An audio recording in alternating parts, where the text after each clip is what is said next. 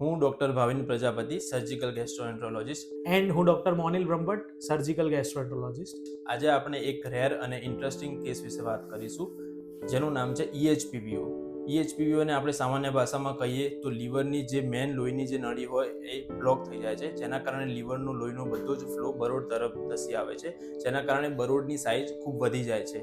WBC એટલે શ્વેતકણો અને haemoglobin ઓછું થઈ જાય છે, તો તેના માટે આપણે બરોડ કાઢવાની જરૂર પડે છે. આવા જ એક પેશન્ટ વિશે આપણે વાત કરીશું, જેનું નામ છે વિનય કુમારીબેન, જે રાજસ્થાનના ડુંગરપુરથી અમારી પાસે આવ્યા હતા.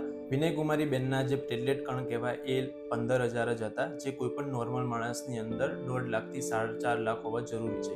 કોઈપણ પેશન્ટની સર્જરી માટે પણ એ પ્લેટલેટ કણનો બહુ મહત્વનો ફાળો હોય છે, જે 1 લાખ કરતાં વધુ હોય તો જ કોઈપણ સર્જરી પોસિબલ બને છે. એક કોમ્પ્લેક્સ સર્જરી જેની અંદર આપણે બરોડ કાઢી અને એની જે મુખ્ય નળી છે એને કિડનીની નળી સાથે ડાયવર્ઝન આપવાની જરૂર પડે છે. હવે અમે જ્યારે CT સ્કેનની સ્ટડી કરી ત્યારે જાણવા મળ્યું કે જે બરોડની મોટી નળી અને કિડનીની નળીના વચ્ચે જેને શન્ટ કહેવાય નેચરલી રૂપે ફોર્મ થયેલો હતો. એટલે હવે અમારે આ કેસની અંદર એક બરોડ કાઢવાની સર્જરી કરવાની જરૂર હતી. હવે નોર્મલી બરોડ કાઢવાની સર્જરી જે મોસ્ટ કોમનલી આપણે ટ્રોમાના કેસમાં કાઢતા હોઈએ છીએ, એમાં અને આમાં ઘણો ફેર હોય છે, કારણ કે EHPBOના કેસીસની અંદર બરોડની મોટી નળીના આજુબાજુ બહુ બધી નાની નાની નસો, જેને કોલેટરલ્સ કહેવાય, ફોર્મ થઈ ગયેલી હોય છે. એ નસોની દિવાલ બહુ વીક હોવાના કારણે એની અંદરથી જે લોહી વહી જાય એને બંધ કરવાનું એક ચેલેન્જિંગ ટાસ્ક હોય છે. વિનય કુમારીબેનને અમે ચોથા દિવસે સફળતાપૂર્વક સર્જરી પછી 6 લાખ પ્લેટલેટ કણ સાથે